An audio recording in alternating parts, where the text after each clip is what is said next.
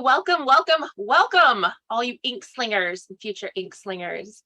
This is Melissa Mansfield Anderson, and this is our quip on genius zones. Today, we're going to be discussing how you fit your genius zone into figuring out what the best topic to write your book is about. Now, the great thing about this is not only is it going to help you with your book, but I've structured this for my coaching clients that build courses too. So when you write a book, you can immediately turn it into a course by having filled out this paperwork. So let's get started. And of course, this video is going to stay in the group for the next week, and then I will make it available on my YouTube channel. First, I want to introduce somebody. You might see a little name here, Mark.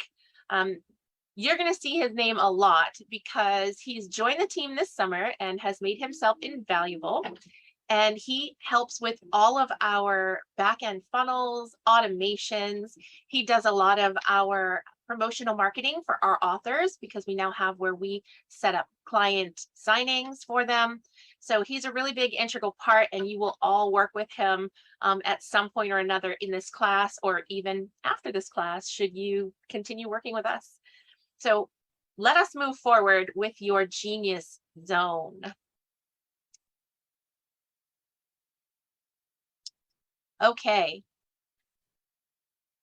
So first of all, I want to say I am so happy that you are here, because as you fill out this workbook, you're going to find that everything that you need to write a book is going to come together over the next 5 to 7 days.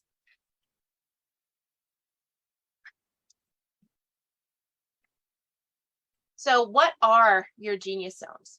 The first thing I want you to think about is, what is your education? Some of us graduated from college with a certain degree. Some of us graduated from high school and got a degree in life. Some of us have been doing the same thing for 25 years. Grab a notepad and a piece of paper and start writing down what your experience work-wise is. So for example, to give you some ideas, one of my biggest areas of expertise is I spent 24 years in marketing and advertising, sales and sales training all around digital media marketing and advertising. So what that helped me become is an excellent copywriter. I can create content because I have done it for thousands of companies over the years. The other thing I'm really good at is social media. Social media was my agency for 8 years before I had to pivot due to the big C. And turn into a publisher. And the other thing I'm especially fantastic in is women's empowerment. And that actually segues me into why we're here anyway. So back in 2019, I wrote my first book because I lost my biggest client and I needed to make money fast. And I had heard that writing a book was a great way to get a quick stream of income going. So over the period of 14 days, I was able to write my book, and then another week later, it was published and available on Amazon. So did that book itself make me a lot of money? Not really in sales, maybe a couple $1,000s. But it's what I did with the book after that blew my business up. I made over $26,700 in the first 90 days after publishing that book, because I took my genius zones, meshed them together, and found other things to do with my book that allowed me to increase the different streams that I could bring in. So as you're writing, just keep it in the back of your mind. There's going to come a point we talk about what you're good at and what you like to do. What about your favorite author or your favorite book? This is important because typically when we're looking for a reader or a client, they tend to be who we are 10 years ago, right? We've come through our journey. We're here. The things that we've gone through, we've mastered. So our perfect client is the person that was us 10 years ago. That's going to show up in your favorite author, what you enjoy reading as far as nonfiction goes, how it's written. Is it a long book, a short book? That's really important to know.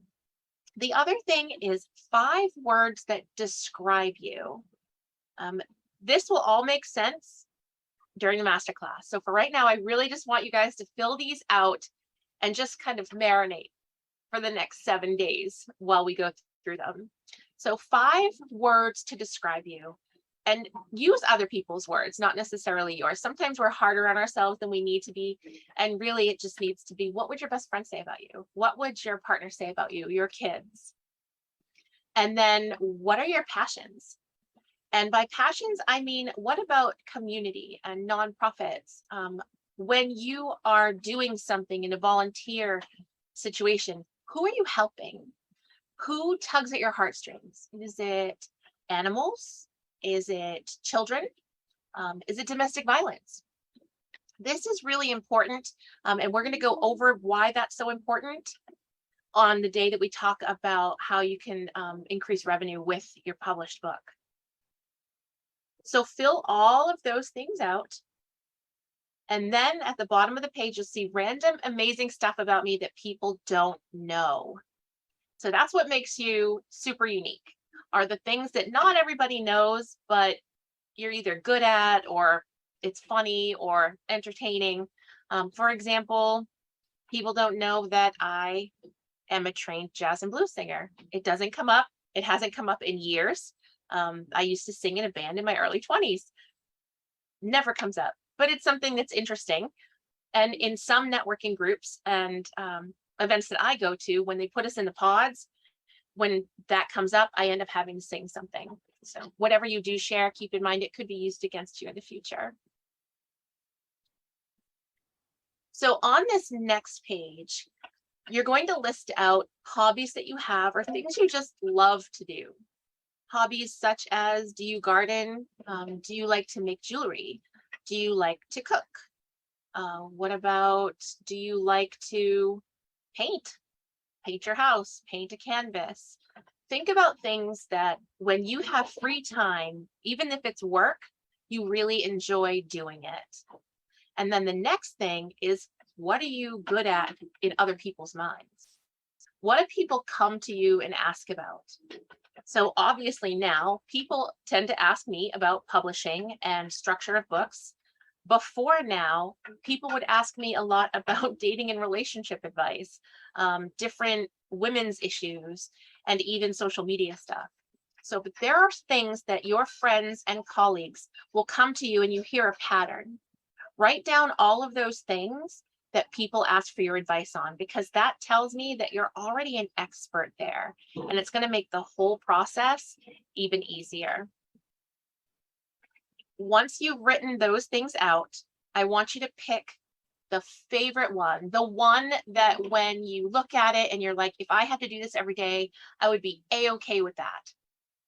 And that's going to be on the number 1. And number 2, that's going to be your favorite thing that you're asked about. So when somebody asks you about it, whether you're just meeting them, and you can go on and on and on because you love the topic and you love how you do it and you're unique at it, that's going to be number 2.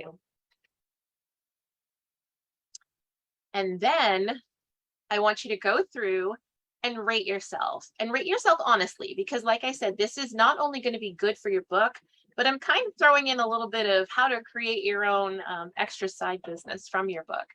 So in technology, mindset, confidence, patience, goal setting, creativity, where are you in there from 1 to 5? And at the end of it, the ones that you are best at, circle those 2. So I'm not telling you why we're doing this. So you're just really filling out paper for now, but it's all going to come together in a magical little package that's going to blow your entire mind. So once you have these done, I'm going to be accepting, I would love to see them. You know, if you want to type them into the group, or if you want to print them out and put your name on it and fill it out, send them in. And anyone that sends them into the group, I'm going to put your names in a bowl. I would say a hat and have hats. I would put it in a bowl, and we're going to choose somebody on the day of the masterclass that had the most participation in this process to win. What was it, Mark? This one was for the Amazon gift card? Yeah, this was for the Amazon gift card, yeah. Yes. So for an Amazon gift card, you just have to show participation. And what's great about that is from the people that put things in there, I'm able to use you as real life examples when the class happens. So I hope this got you thinking about all the things you're awesome at and all of the things that you love. And I would love to see in the group what you have come up with. So I will see you tomorrow. Tomorrow we are talking about story.